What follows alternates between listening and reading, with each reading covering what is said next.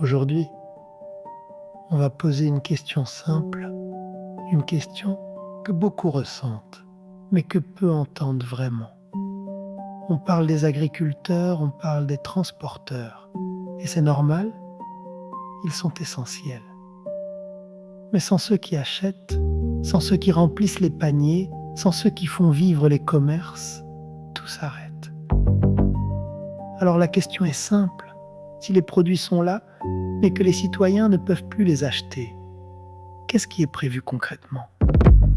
Comment une économie peut-elle tenir si une partie de la population n'a plus accès à ce qui est produit? Quelles solutions immédiates sont mises en place pour que chacun puisse continuer à se nourrir, se déplacer, vivre dignement?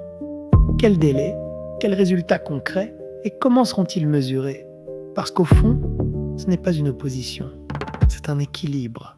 Produire, transporter et pouvoir accéder, sans cet équilibre, tout se bloque.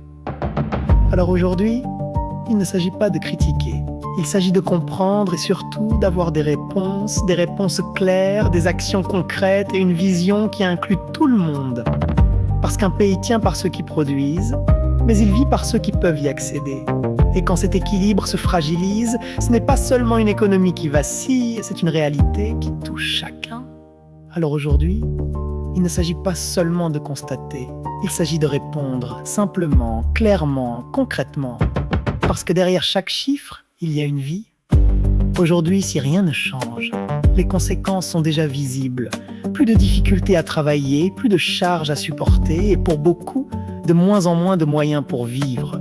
Quand le coût du carburant augmente, quand les dépenses essentielles prennent toute la place, il reste de moins en moins pour le reste. Alors une autre question se pose. Comment continuer à faire tourner un pays si une partie de ceux qui le fait vivre ne peut plus suivre?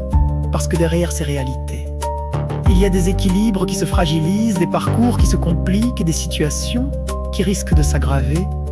Et au bout de cette chaîne, ce n'est pas seulement une économie qui ralentit, c'est une société qui s'appauvrit.